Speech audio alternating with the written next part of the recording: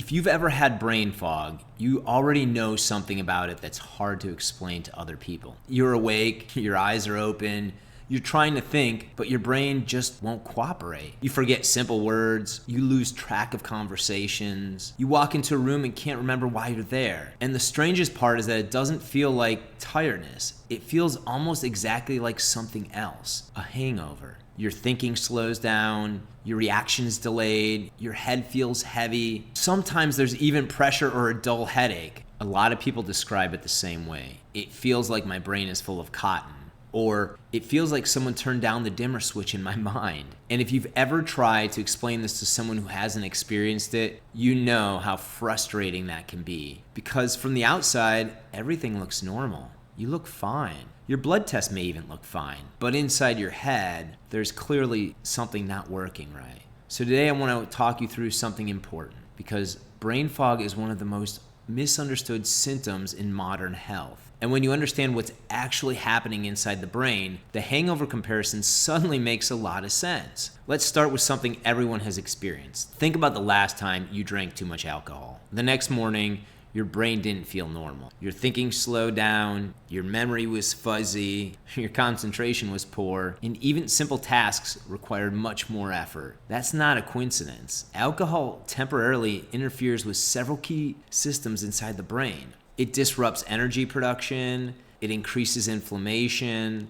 it alters neurotransmitter balance, and it slows communication between neurons. In other words, it temporarily interferes with how the brain generates and uses energy. And this is where things start to get interesting. Because many of the same symptoms affected during a hangover are also involved in chronic brain fog. Your brain is one of the most energy-hungry organs in your body. Even though it only makes up 2% of your body weight, it consumes roughly 20% of the oxygen and energy in your body. That means the brain is incredibly sensitive to anything that interferes with energy production. Even small disruptions can affect how clearly you think. If neurons don't have enough energy, their signal slows down. Communication between brain regions becomes less efficient, and cognitive function like memory, focus, and decision-making start to degrade. That's when people start to feel brain fog. And here's the key point. The brain doesn't just need nutrients to produce energy, it also needs oxygen. Inside your cells are tiny structures called mitochondria. Their job is to convert oxygen and nutrients into ATP, which is the energy currency your cells use to perform work, and we're talking all work. Your brain runs almost entirely on that energy source. So when something interferes with oxygen delivery or mitochondrial function, energy production starts to drop. And when energy production drops in the brain, cognitive performance drops with it. That's when thinking becomes slow and memory becomes unreliable. Focus becomes difficult. The world starts to feel a bit hazy. Here's something most people don't realize. Brain fog is often not just a brain problem. It's actually a circulation problem. Your brain depends on a constant supply of oxygen-rich blood, and that blood travels through an incredibly delicate network of tiny vessels called capillaries. These microcirculatory vessels are responsible for delivering oxygen and nutrients as well to your brain tissues. But in chronic illness, these tiny vessels don't function as well as they're supposed to. Inflammation and damage build up inside the blood vessel lining. Immune activation can disrupt circulation. Toxins and metabolic stress can impair the endothelial function, which lines our capillaries. And when those capillaries stop delivering oxygen efficiently, brain cells start to struggle. Again, this doesn't necessarily show up on standard blood tests because the problem isn't oxygen content in your blood. The problem is getting that oxygen to the tissue that needs it. When the brain receives less oxygen than it expects, energy production just dials down, and the brain begins to slow down.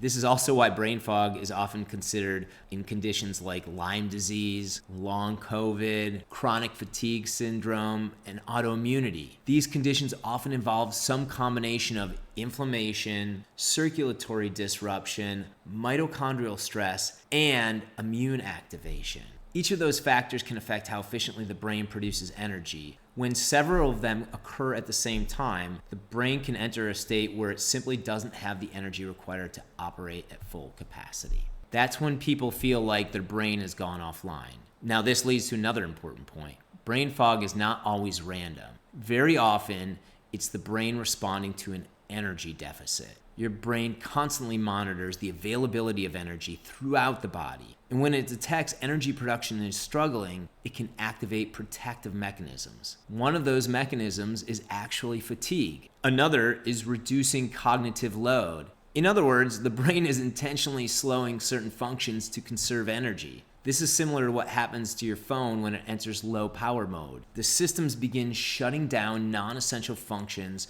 to preserve the battery life. In many cases, brain fog is the neurological equivalent of that process. Your brain is trying to conserve resources because it senses that energy production isn't keeping up with demand. Now, before we go further, I want to give you a resource that explores the system more deeply, because the interaction between oxygen delivery, mitochondrial function, and cellular energy is one of the most overlooked aspects of chronic illness. We put together a guide called The Synergistic Power of Exercise with Oxygen and Red Light Therapy. In that guide, we explain how circulation, oxygen availability, and mitochondrial stimulation work together, and why supporting those systems simultaneously can have a powerful effect on your cellular energy production. If you'd like to read the guide, there's links below.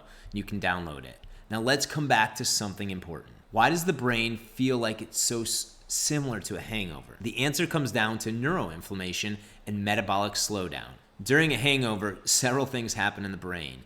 Inflammatory signals increase, oxidative stress rises, the neurotransmitter balance actually shifts, and energy metabolism becomes temporarily impaired. All these factors contribute to the cognitive symptoms people feel the next day. But those processes can also occur in chronic conditions. Chronic inflammation can increase oxidative stress in the brain. Immune activation can disrupt neuronal signaling. Circulatory problems can reduce oxygen delivery. And mitochondrial dysfunction can slow ATP production to a halt. When these processes persist over time, the brain operates in a chronically low energy state. And that low energy state, it produces many of the same sensations as a hangover. We're talking sluggish thinking, poor focus, delayed recall, mental fatigue. It's not that the brain is damaged, it's that the brain is running on limited energy. This is also why brain fog often fluctuates. Some days are better, some days are worse. That variability usually reflects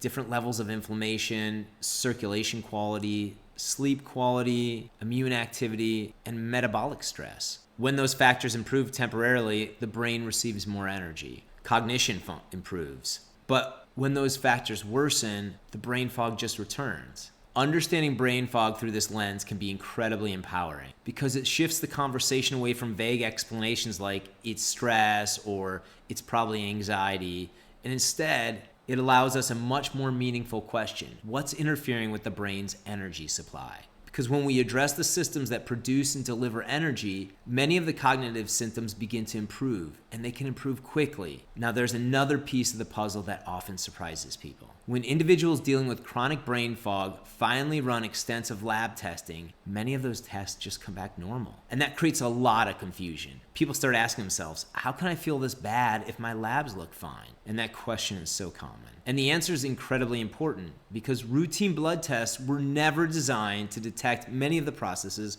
we just talked about. They measure certain markers inside the bloodstream, but they often miss what's happening inside the cells, inside the tissues, and actually inside microcirculatory networks, which means someone can experience significant symptoms while their labs fall within normal range. And that's exactly why we're going to talk about next, because if you've ever heard your bloodstream has come back normal, there's a specific reason that happens. Understanding that reason can change how you interpret health and your approach to recovery. So if you want to understand why your blood test can look completely normal, even when your body clearly isn't, watch this next video, why your blood tests are normal but you feel terrible. Thank you so much.